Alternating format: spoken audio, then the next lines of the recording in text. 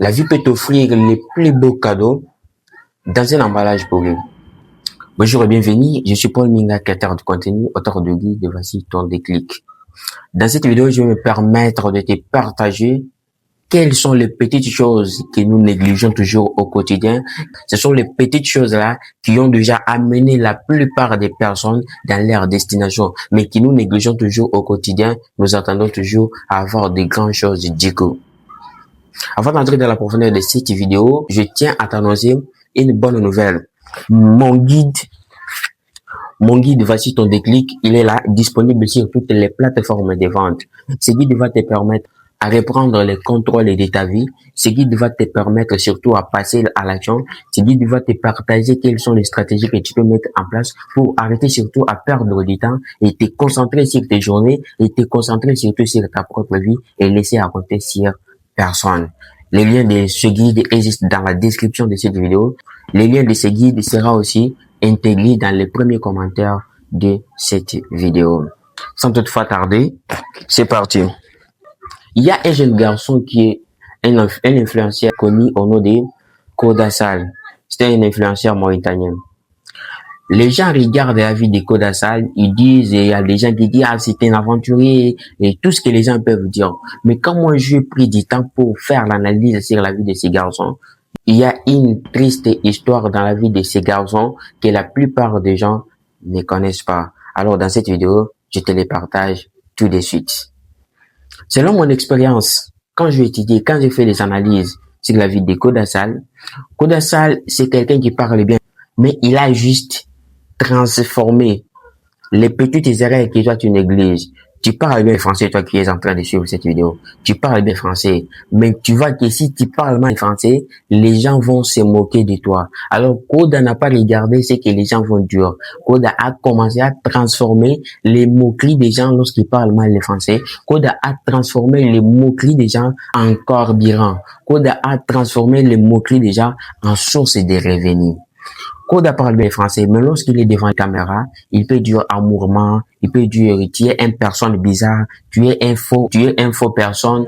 Koda peut dire, pendant que toi tu ris, Koda transforme cela en propre source de revenus. Il y a quelques jours, j'ai regardé la vidéo de Koda qui était à Paris, là où on parle bien français, mais Koda qui parle mal français, il était une très grande star ces jours-là, lorsqu'il était à Paris. Et tout le monde cherchait toujours à voir Koda, tout le monde cherchait toujours à prendre des contacts, tout le monde cherchait toujours à prendre des photos avec Koda. Mais c'est à Paris qu'on parle bien le français. Mais comment Koda parle mal le français, il arrive là-bas, il est une très grande star. Koda n'a pas regardé les moqueries des gens. Ce que toi tu négliges au quotidien, tu dis que non, si je parle mal le français, les gens vont se moquer de moi. Koda a transformé cela en propre carburant et a transformé cela en une source de revenus. La moralité de cette histoire, c'est que dans la vie, il y a des histoires, il y a peut-être la réussite entière de ta vie et dans la chose que tu négliges. Tu rêves toujours avoir un très grand job. Tu rêves toujours avoir un très grand emploi. Tu rêves toujours travailler dans la finance. Tu rêves toujours travailler dans un bureau climatisé. Peut-être tu ignores la chose qui peut t'amener là où tu préfères. D'ailleurs, moi, j'ai ma propre expérience là. Ce que je vais te partager ici, c'est ma propre expérience que moi j'ai vécu. Il y avait des temps lorsque je continuais avec mes études secondaires, j'étais quelque part là. J'étais un garçon qui vendait les crédits de 5 000 sous le parapluie et une cabine de table ayant une chaise aussi de table. Je vendais des crédits de 5 000 pour avoir les bénéfices de 1 000 francs, 1 500 francs et quelque chose comme ça.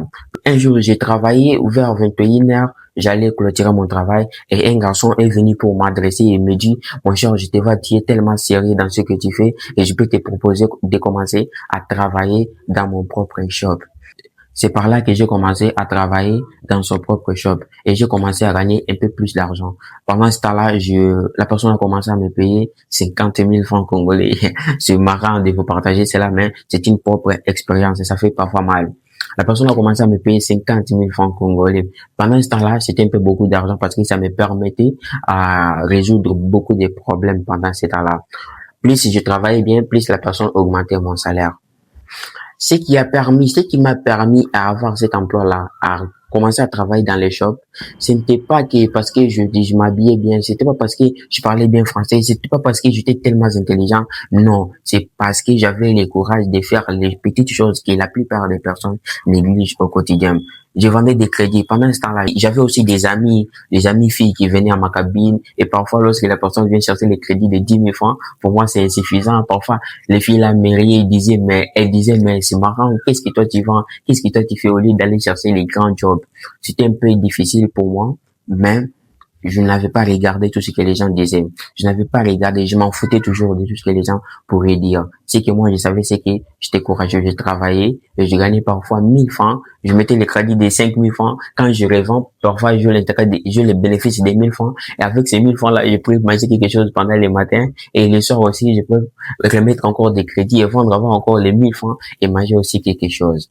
La moralité, c'est que si tu négliges les petites opportunités au quotidien, peut-être tu n'atteindras jamais tes rêves. Je ne m'attendais pas qu'un jour, moi, j'allais travailler dans un shop avec l'âge que j'avais.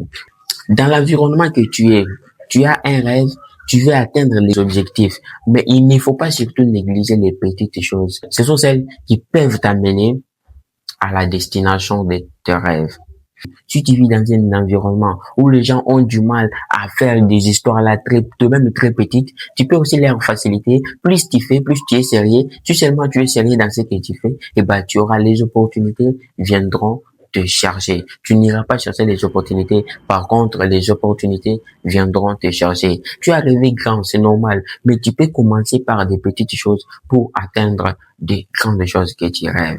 Voilà seulement une expérience que j'essaie de partager avec toi concernant les petites choses que nous négligeons toujours au quotidien. Si cette vidéo t'intéresse, n'hésite pas à la partager dans les groupes WhatsApp, dans les groupes, même dans les stories, même partout, pour réveiller les gens, pour leur dire, pour leur montrer que les petites choses qu'ils négligent aujourd'hui, ça pourrait être les seules choses qui allaient les amener vers la destination de leurs rêves. N'oublie pas que chaque petit pas compte vers ton succès.